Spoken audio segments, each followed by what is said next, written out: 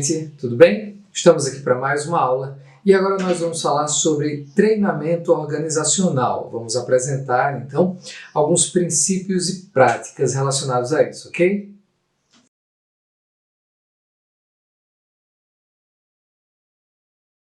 Gente, o conceito de treinamento organizacional, na verdade, é muito simples. O treinamento é um meio pelo qual uma organização desenvolve competências de seus colaboradores e, claro, precisa, para isso, promover aprendizagem.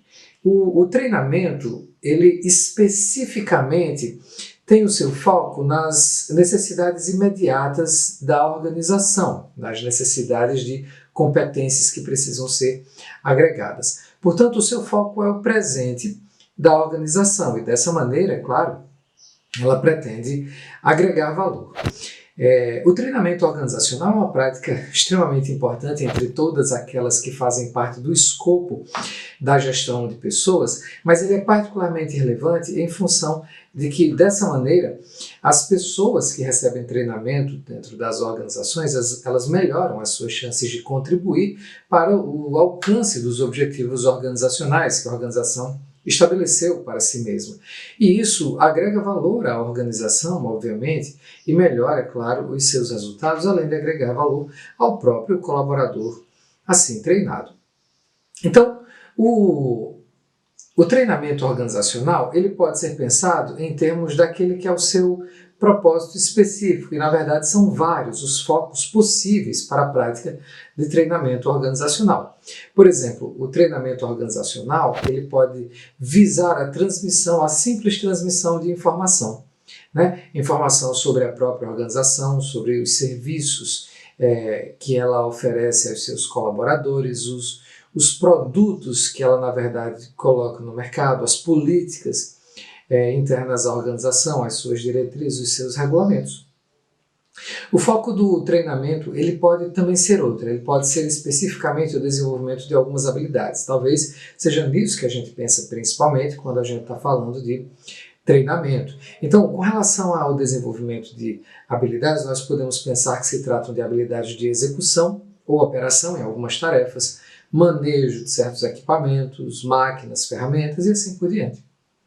Um outro possível foco para o treinamento organizacional, talvez esse seja menos lembrado, mas extremamente importante, é o desenvolvimento de atitudes. Então, pode ser que a organização deseje promover, dentro do quadro de seus colaboradores, algum tipo de mudança de atitudes, uma conscientização ou sensibilização, por exemplo, para o atendimento de clientes internos ou clientes externos à organização, mas assim também no que diz respeito a outros tipos de atitudes. Por fim, um último foco que o treinamento organizacional pode ter é o desenvolvimento de conceitos.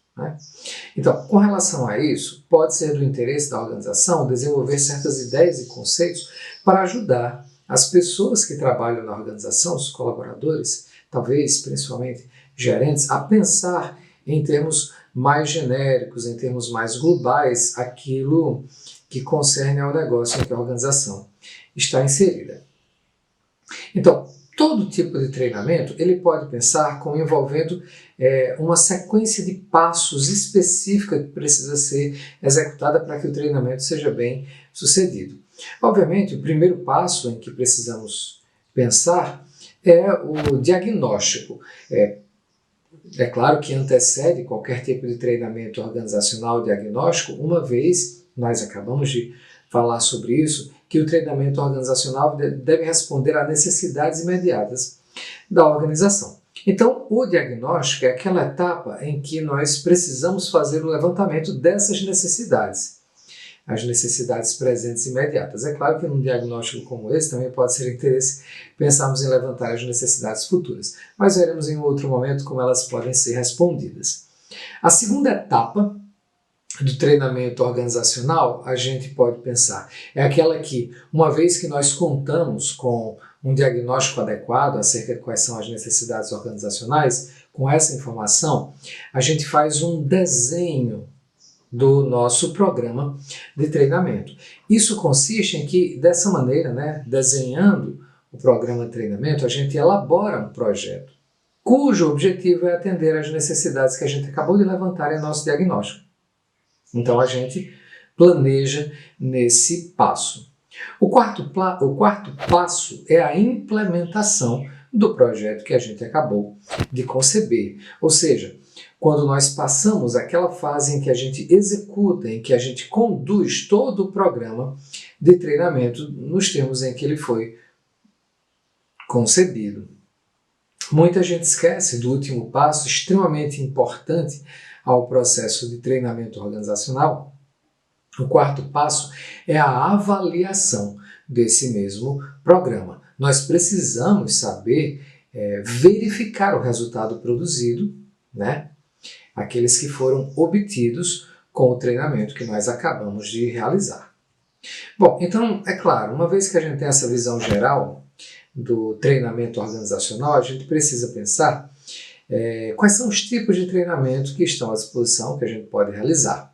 O primeiro tipo, grande organizador do modo como nós podemos pensar o treinamento organizacional, é o treinamento de cargo, ou seja, aquele que ocorre especificamente enquanto a pessoa está ocupando um cargo e, portanto, está trabalhando. Então a gente precisa entender que o exercício do cargo, ele mesmo, bem orientado, oferece à pessoa informação, conhecimento e experiência que ela precisa para desempenhar cada vez melhor as suas funções. E com relação a isso, ao treinamento de cargo, nós podemos pensar em algumas práticas que são fundamentais, como por exemplo a prática de condução de cargo, que consiste em constantemente avaliar o trabalhador no modo como ele está realizando o seu trabalho, no desempenho de suas funções no cargo. Porque isso vai oferecer sempre à pessoa a informação e o conhecimento necessário que ela precisa para aprimorar a realização de suas funções. Uma outra prática que é comum no treinamento de cargo é a rotação de cargos. Quando a pessoa ela passa por cargos diferentes, não fica sempre no mesmo cargo. O objetivo disso é deslocar essa pessoa em várias funções para que ela tenha uma visão global, uma visão geral do seu trabalho e no seu cargo fundamental ela possa desempenhar melhor a sua função. Uma maneira muito interessante de treinar alguém no exercício das funções do seu cargo é pela atribuição de projetos. Você entrega uma tarefa específica com certa complexidade e põe um tutor para acompanhar a realização. E nesse processo, esse processo pode ser transformado em um processo de aprendizagem, na verdade.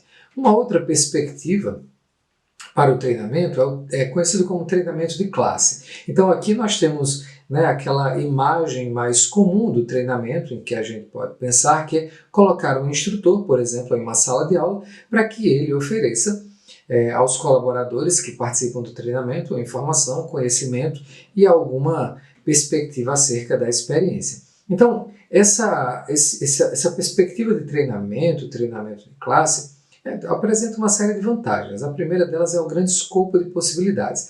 Aqui você pode treinar habilidades técnicas, você pode treinar habilidades interpessoais, por exemplo, de liderança, habilidades sociais e assim por diante. Também torna possível um grande escopo, uma grande diversidade de técnicas. Então você pode, num treinamento de classe, realizar aulas, leituras, dramatizações, simulação, jogos e assim por diante. As técnicas, essas que cabem no escopo do treinamento de classe, elas consistem, principalmente, elas insistem em interação e discussão, com o clima adequado, obviamente, para a aprendizagem organizacional, que deve acompanhar a realização de um treinamento. Então, nós ainda podemos classificar as técnicas de treinamento possíveis, por exemplo, quanto ao uso. Com relação ao seu uso, elas podem ser orientadas para o conteúdo, como, por exemplo, é o caso de leituras, instrução programada, instrução assistida por computador, eletronicamente, muitas vezes um curso EAD ou coisa parecida com isso. Elas podem ser orientadas para certos processos, e aí técnicas que cabem aí são como a dramatização, a sensibilização, o desenvolvimento de grupos, ou, quanto ao uso ainda, elas podem ser mistas, tanto orientadas para conteúdos como processos. Nesse caso, técnicas mais complexas, como estudo de casos, jogos e simulações, podem ser úteis. Algumas técnicas elas podem ser classificadas também com relação ao tempo. você pode aplicar certas técnicas de treinamento antes que a pessoa ingresse na organização. Aqui entram, por exemplo, os programas de inclusão e de integração, a organização que nós já mencionamos em aulas anteriores. Ou essas técnicas de treinamento podem ser aplicadas após o ingresso do colaborador na organização.